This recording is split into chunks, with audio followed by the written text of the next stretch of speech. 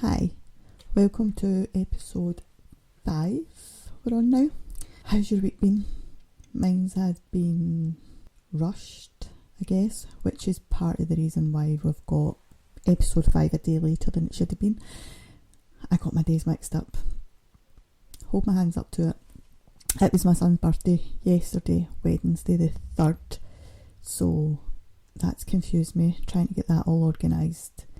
Trying to get everything in. If anybody's got adult children, you'll know how hard it is to buy presents and think of things, because once they go out to work, they buy everything that they need themselves. So when you're asking, what do you need? The instant answer is, nothing. Don't need anything. Anything I need, I'll buy it myself. That's the usual answer I get from the older one anyway. So I apologise for this being a day late, anybody that was hoping to listen yesterday. Then last night, obviously, we were celebrating. Meal, cake, the usual. Probably put on about 3 stone, but at least it was only one day. We don't eat like that every day, thankfully, because I don't think my body or my hips could take it. How has your week been? Anything exciting been happening? Are you anybody in Scotland actually? Are you enjoying the summer holidays? Or have you been away anywhere? We've not planned anything as yet. Still don't know what we're going to do. We might stay in the UK this year, I think. But the weather's a bit horrendous at the moment. I feel as if I'm in December, not July. Can't believe we're still putting the heating on in the start of July. Do you think that we would have a wee heat wave? Mother Nature might feel sorry for us yet. What do we think? So this week I think I'm going to talk about mental health from another perspective. I'm going to look at it from another side, and that is the side of the family and friends and anybody that knows anyone that is struggling with their mental health, because sometimes it can be difficult to think of what's the right thing to say, what's the right thing to do, because you don't want to make the situation any worse, but you don't want to ignore it either. One thing that I will say is, as long as you're there for the person and they know that you're there and you're there for the right reasons and that they can trust you, that is the most important thing. Trust is very hard for somebody that is struggling with their mental health, because depending on the reasoning, because obviously we know that some people's mental health declines due to trauma, something that they've endured that's not been very nice. So coming from that side of it, trust is a big thing, because we would all do the same. We put walls up, we shut people out, we only trust ourselves, and that's okay in the short term, but it's not realistic in the long term. We do need people around us. We all need people around us. We all need people we can rely on. So as long as you let that person know that you're there and you're not going to abandon them, then the trust will come if it's not there already. Let them open up in their own time. Don't force anything, because again, that might be all they've been used to, is being forced into situations, being forced to speak, being forced to do things, whatever it may be. Let them tell you when they're ready. It's about them. They are the most important person. They're the person that we're trying to help. It's not about getting the details, getting the information, getting the gossip. It's about making this person feel most comfortable. And as they open up and as they start to rely on you or trust you, then it'll get easier for them and for you, because you can just run with it. You can go with them. You can let them take the lead, I think is what I'm trying to say. They'll tell you when they need you. They'll tell you what they need. But at the same time, always be alert. And that might sound like I'm contradicting myself, and it's not about contradicting myself. It's about not pushing anybody to do something they're not ready to do. There's many different ways that you can help mental health. Help your mental health, help somebody else's mental health. And I think most people just think that you go straight to counselling, you go straight to medication, you go straight to your GP, blah blah blah, whatever it may be. But that's not always the case. It can be scary opening up to someone who is a professional. I think a lot of people think when your mental health's declining, people look at you in a different light, or they just think, in inverted commas, you're crazy, or again, in inverted commas, you're mad. That's not the case. Anybody who's worth their salt would not think that at all. Anybody who, one, has experienced having difficulties with their mental health, or two, who is true professional and has empathy, will not think that of you. Another thing people think is that you're automatically going to be sectioned, committed to hospital, however you may describe it. And again, that's not always the case. That is the very last resort. The time when you would potentially be advised or sectioned within a hospital basis would be if you are, 1, at risk of harming yourself, 2, at risk of harming other people, whether it be people you know or complete strangers. It doesn't matter. And again, that's not always something that you can control. Where you need the most help, maybe your mind takes over. We all know when our thoughts take over, sometimes it can be hard to rationalise them. So don't judge anybody that is in that position, because again, they may not be able to control their thoughts and they just need a bit of help and support till they get their brain stabilised again. When you're speaking to somebody about potentially asking for help, you need to find out first what sort of help they need, what sort of support do they need. Do they just need somebody to talk to open up and to get that sort of weight off their shoulders? Or do they feel as if they're spiralling and they need a bit more? So if somebody just wants to open up and talk, you might be the perfect person, because you might just be there at the right time. They might feel as if they can tell you part of it, but maybe don't want to fully open up to you. And again, that's not a bad thing, because sometimes it may be too hurtful for them and they don't want you to hear some of the things that they've got to say, some of the things that's going on in their head, because again, they don't want to be judged. And no one should ever be judged anyway for struggling with any kind of health reasons. You wouldn't judge somebody if they had a terminal illness or if they had any kind of illness, so why should you judge somebody just because you can't see the illness or you don't know much about it? So going back to helping them, ask them if they want to open up to you, or if they want to start opening up to you, and take it from there.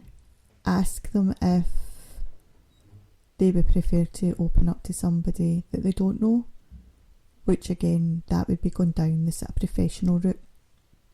If they say yes, then your first protocol would be potentially your GP, unless they decide to want to go down the private route and go through a private counsellor or a private psychologist, psychiatrist. All these things are easily accessible, but they do come at a cost. Obviously, if you go to your GP, and this is within the UK obviously, other countries your health service may be different, but within the UK, then if you go to your GP, you're obviously going to hopefully be put on a waiting list, but I do know the waiting lists are very long at the minute, mainly due to funding being cut. So that's why a lot of people will go to a private counsellor or a private therapist. Another thing that may be useful, but not everybody wants to go down that route, is obviously medication. Medication isn't something that should jump into lightly. It's not something your GP will prescribe straight away either, because we do like to see you try and help yourself. There's other ways to help your mental health that doesn't involve medication, and that's not your GP saying, nope, I'm not giving it to you, you don't need it, you don't deserve it.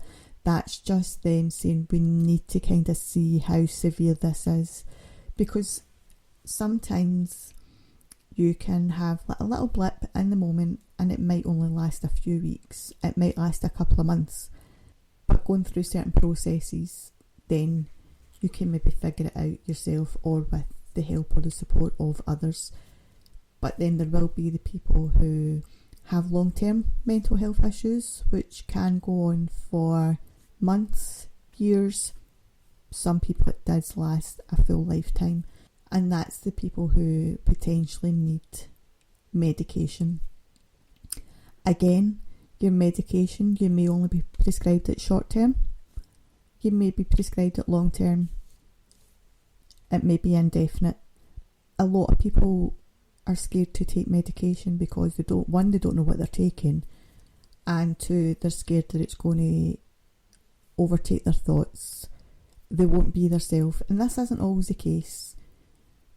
I am a big advocate for meditation, for holistic therapies, for doing things out with medication, but I am also a big advocate for medication as well, which not a lot of people in the private sector, or at least the holistic sector, will say, because they do prefer not to go down the medication route. But I know personally how well medication can work and can change your life. I've been on medication on and off throughout the years, and I'm not ashamed to admit it. If I feel I need it, I'll speak to my doctor. When I think I don't need it, again, I'll speak to my doctor, because you don't want to just come straight off it, because that can cause a whole lot of other issues. But that's down the line. So yeah, medication can be short term, as we said, which means you just need it for maybe a few months, and then you'll be reevaluated, see how it goes. Some people, they might need it for years, and that's not on you. That's not because you're not doing anything right. That's just what you need. And when I hear people saying, nope, I'm not going on medication, I'm not doing this, I'm not doing that, I always give the same example. And it's, if you were to have a long-term illness or some kind of life-changing illness, then would you take the medication? For example, if you had a heart condition, would you take medication if you had liver, kidney disease, anything like that? If you had asthma, would you take your inhaler every day? And God forbid, touch wood, it never happens to anybody that's listening or anybody, but if you had a terminal illness like cancer, would you take the medication that could potentially save your life, keep you alive? And I'm sure everyone, if not 99.9% of the people listening, would say yes. If it was going to save my life, I would definitely take the medication.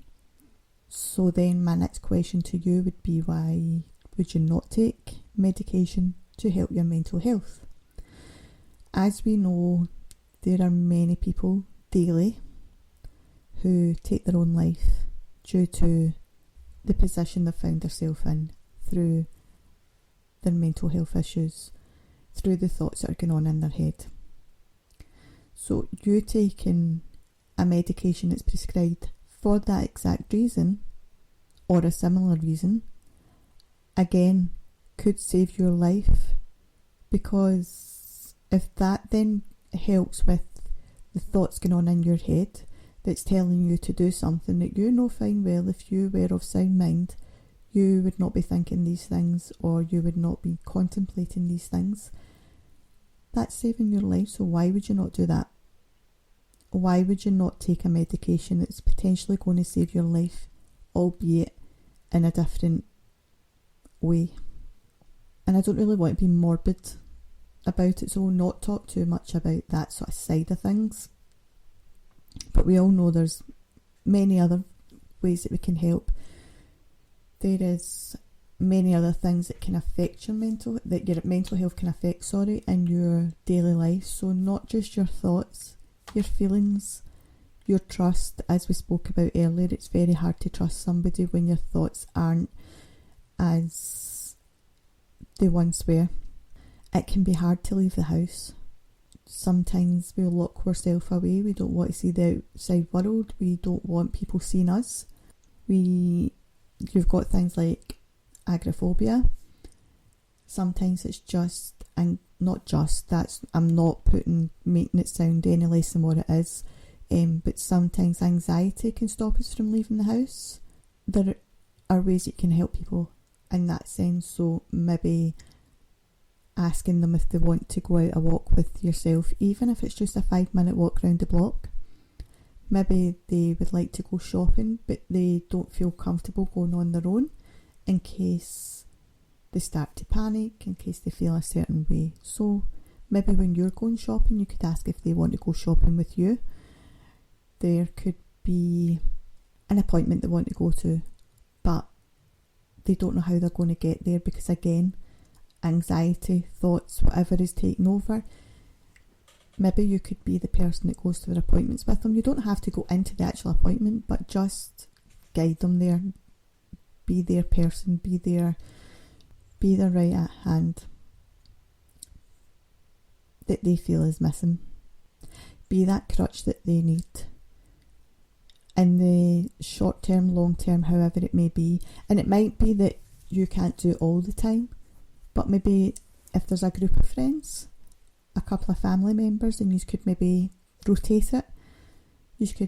One person takes the person 1 week, somebody else takes them the next week. However it may be. Maybe somebody lives closer that prefers going shopping, and they could do that, and then somebody else could take them to the appointments. However you may find, however you might work it. Everybody does things different. They might not even want that kind of help, but just asking them shows them that you care and that you're noticing things. When it comes to appointments, there can be different ways now. Not all appointments are face to face, especially if you're paying for your appointments. You can usually choose whether you want it face to face or virtually. I think a lot of doctor surgeries are still doing it that way as well. When you phone up for an appointment, you can be asked if you want a face-to-face appointment or do you want a phone consultation.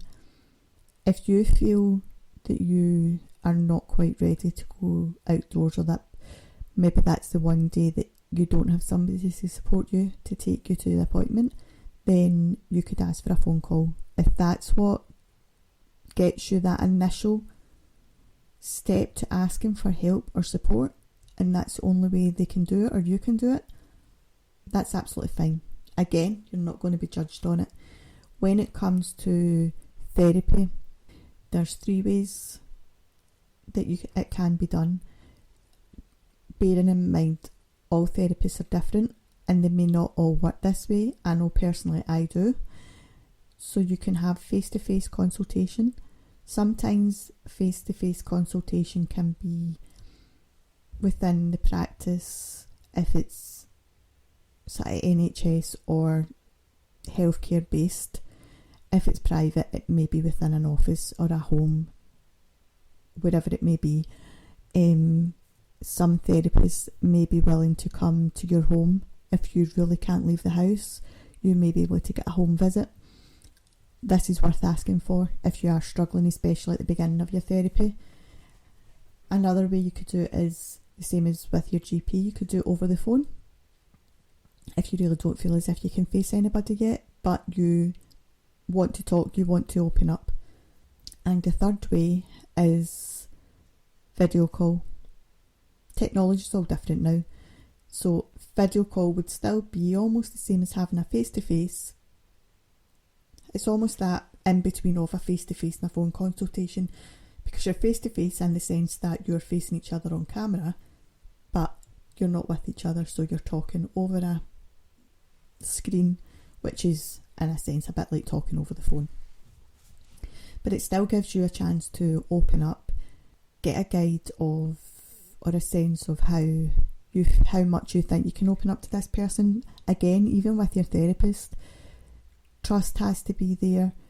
You have to have some kind of connection. If you don't feel a connection with that person, I wouldn't say straight away. Give it a couple of appointments, because sometimes we can have a sort of wall up, we can have our back up, we can be very defensive. So we don't always pick up what that person's really like and how much we might connect to them. The same as when you first start dating, I suppose. You don't fully get a vibe for the person. Give it a few appointments.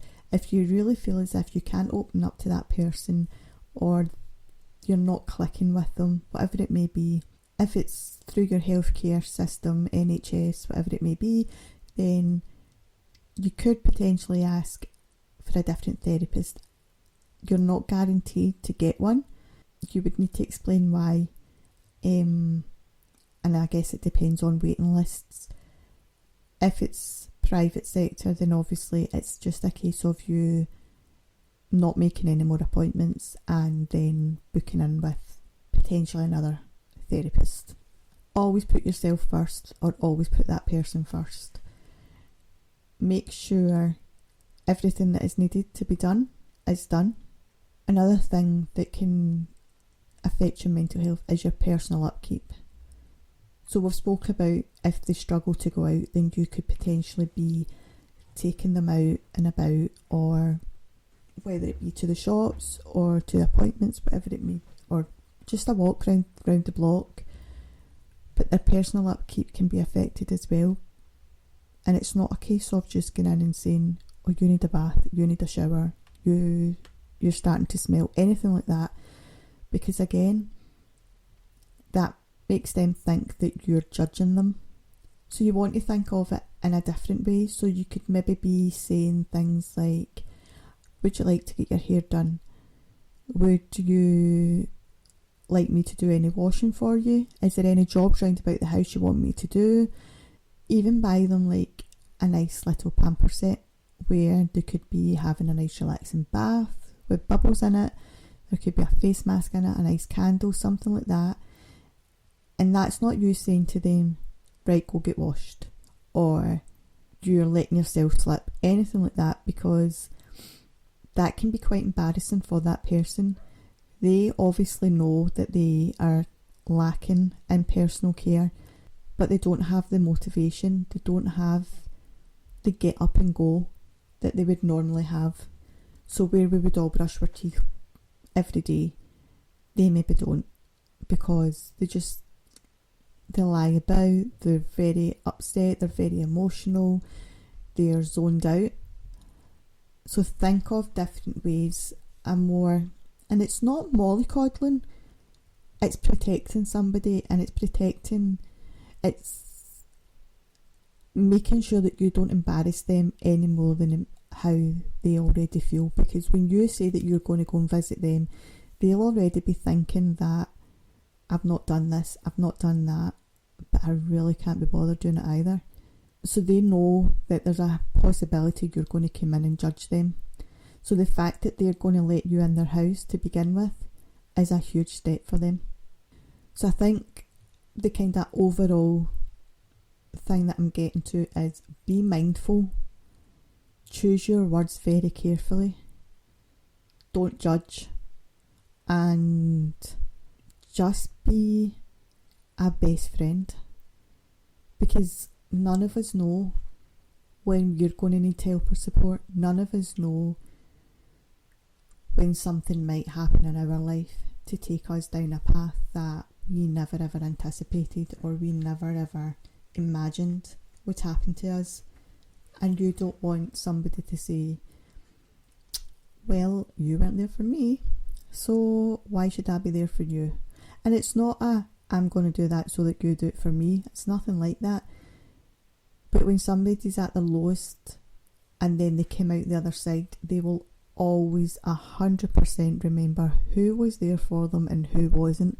And the people that weren't tend to not make the cut to go on with their future with them.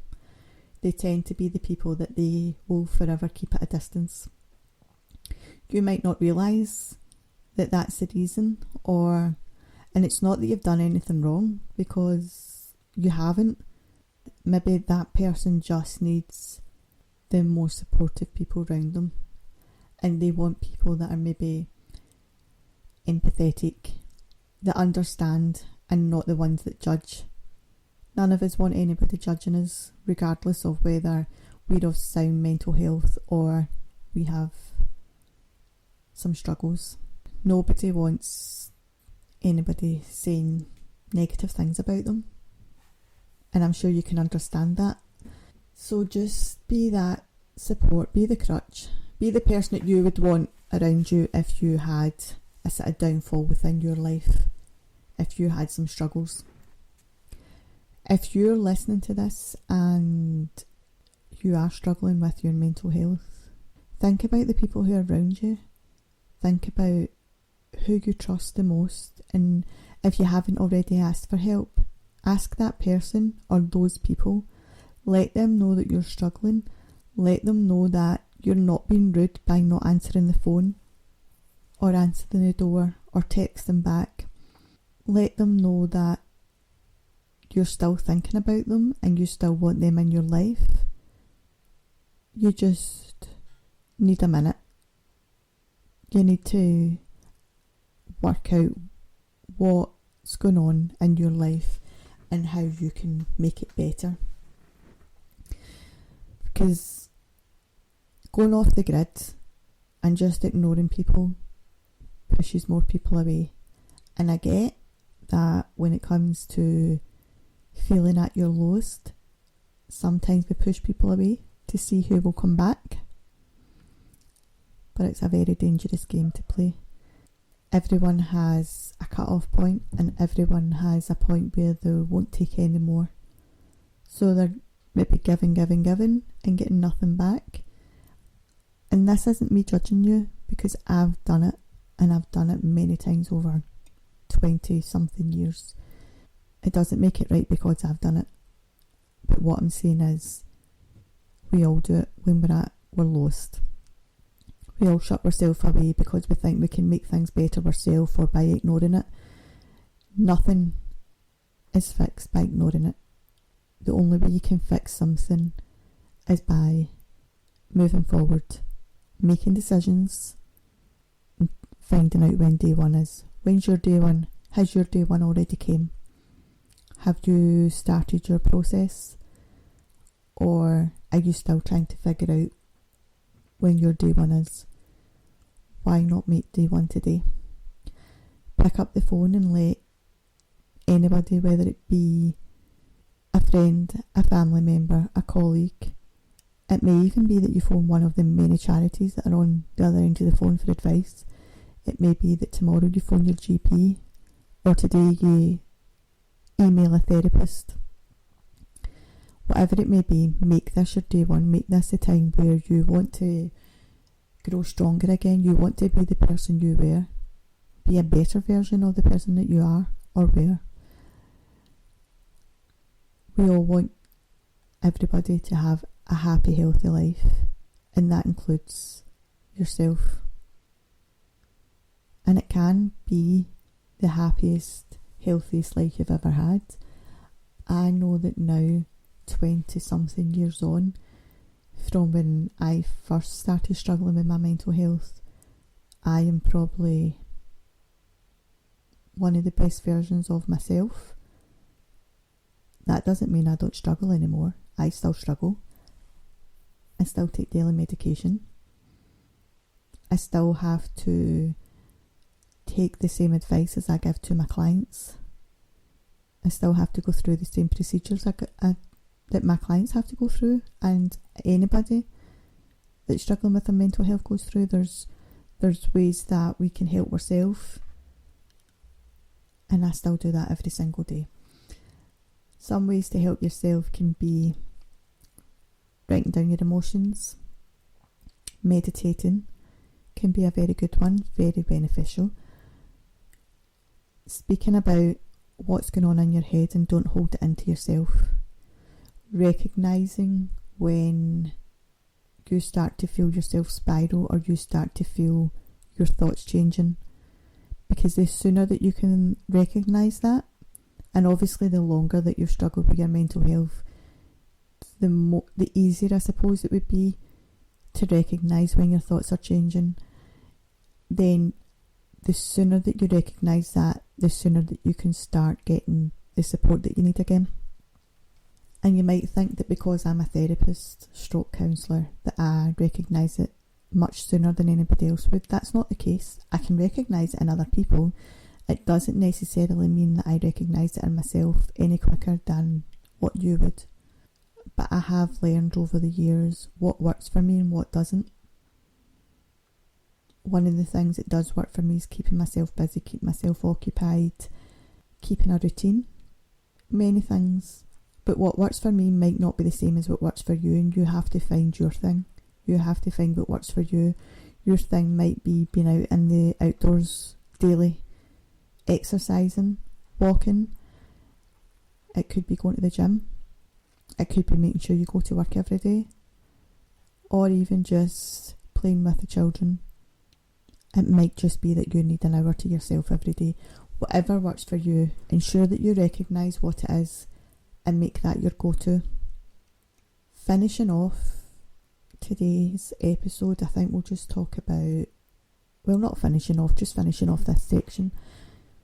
If you're unsure about a friend or a family member and whether they are struggling and you don't want to approach them because you don't know the right thing to say, or you don't know how to go about it, you don't want to offend them, whatever it may be, or maybe you know that you've got a friend or a family member who's going through a certain situation that is upsetting, whether it be grief or whether it be they're going through a marriage separation, relationship is broken up, maybe they've got children that have just left the house and they're having empty nest syndrome. It could be menopause.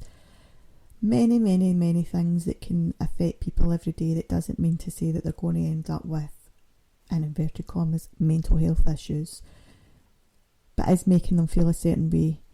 You can email myself and I can give you as much advice as possible.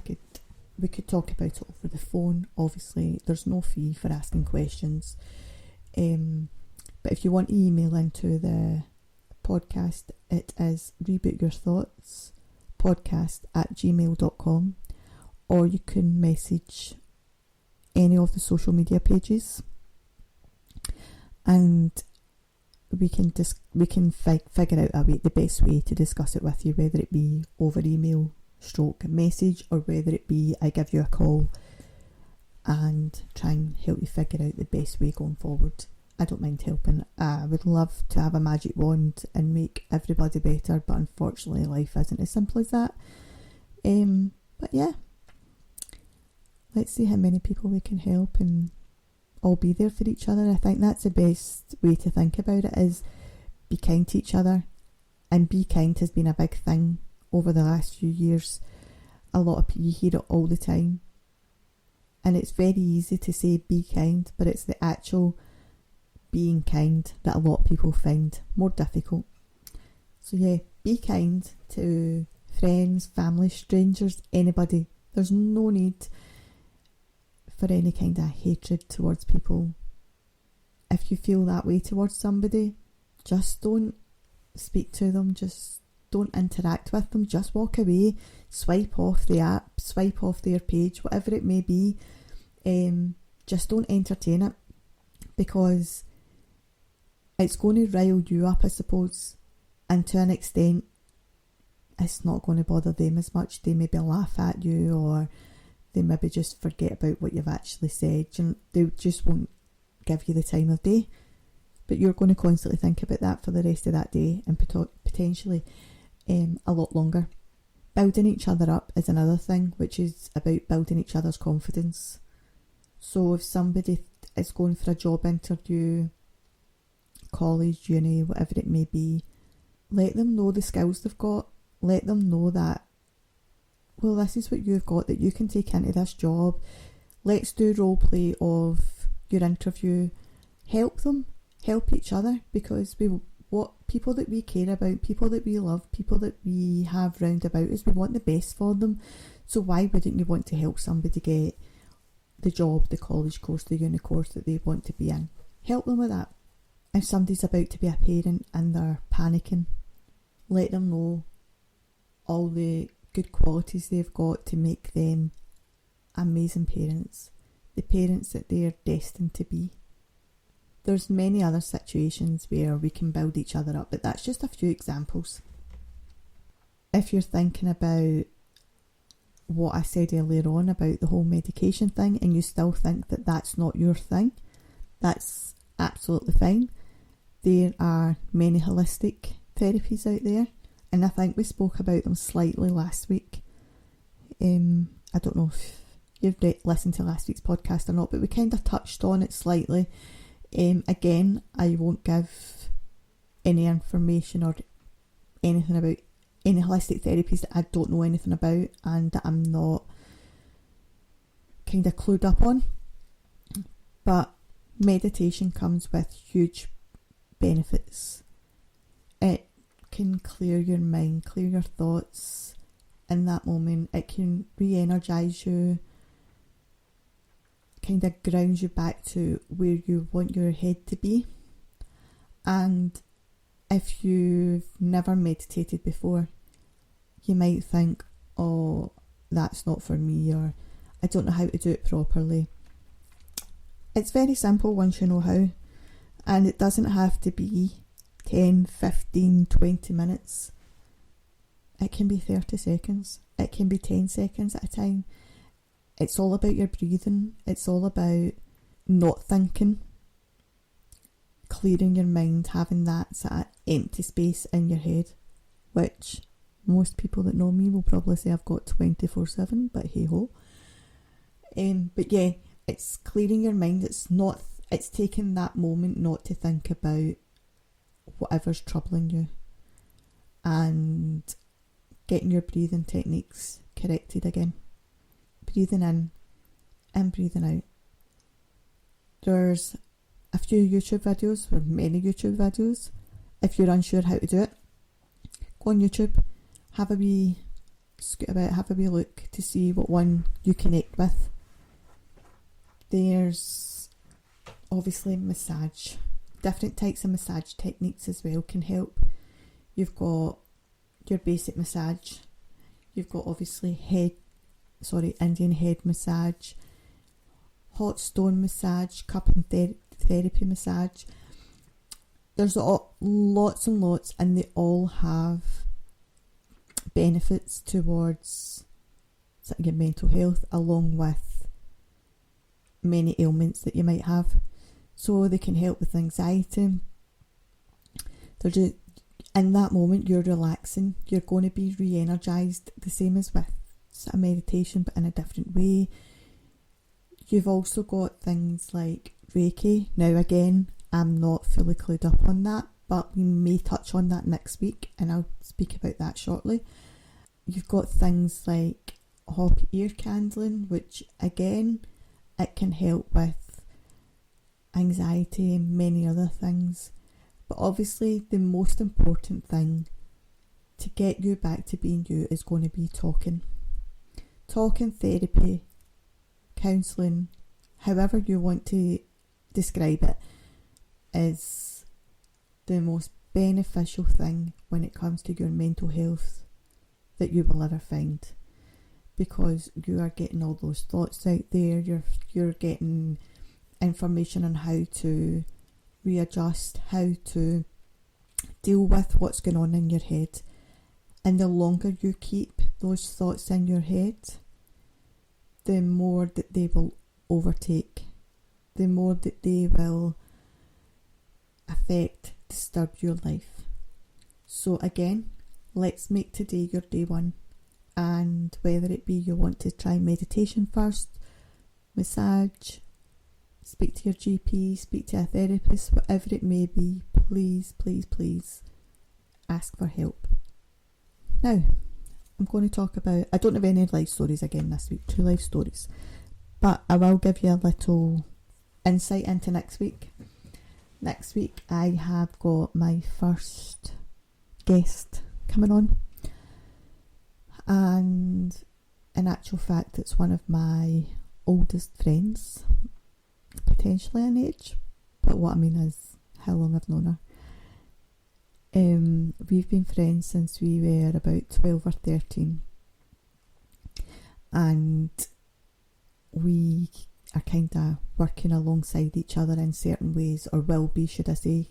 She's not quite started up yet, but she's getting there. She's getting all the wheels in motion, I guess is the best way to say it. So yeah, we've got Ainsley coming on next week, and we will be talking about a few different things that you can do to help yourself.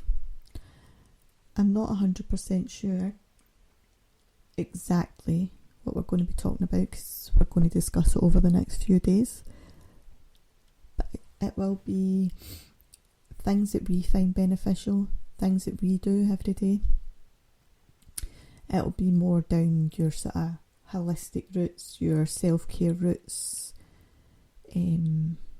what you can do to help yourself, what you can do with your friends to help each other, because we've all, I suppose, depending on what age you are, technically what you might class as middle age, so I have a lot of experience, but yeah, depending on what age you are, you might find that you've got experience of having to help friends, having to help family, loved ones, whoever it may be. If you do, write in, let us know, give us your tips on what you do to help. What's your go-to? Do you do something that nobody's ever heard of? Let's see how many different tips we can get in that maybe I've not even heard of, maybe I've not used, and maybe I may use it in the future if it's a good one. If you've got any questions for us, write in. Again, it's on all our social medias. The messages are opened. You can get us on rebootyourthoughts@gmail.com. This is quite a quick one this week because obviously, as we said at the start, I got my days mixed up. We're running late as usual. Everything has just went kind of upside down this week, and I think it's one of those weeks that I'm glad it's almost the end of the week. Come the weekend, I was going to say I can relax, but no, I work 7 days a week, so there's not much relaxing going on here. I also still keep up my studies, study anything new, anything that I would like to add into my business. So I am studying, I am working, I am doing a bit of everything. I am going to end it there and then start working on next week's. Hopefully all you lovely people will have something to write in with. I'm still looking for people that do have some true stories, whether it be funny, sad, in between, indifferent, however you may describe it. Please write in. We love hearing true stories, and I am very nosy as well, is another reason. But yeah, because most of the things that I watch on TV are like true crime, true stories, true anything. I like reading autobiographies, all these different things. So if you do want to write in, then yeah, feel free. Obviously everything will be confidential unless you give permission otherwise. No names, no destination, no nothing, unless you, again, say that we can. But for now, take care, and I will be back next Wednesday, and it will 100% be Wednesday next week, I promise. And hopefully we'll have a good one next week. Enjoy the rest of your week. Enjoy your weekend. Thank you. Bye.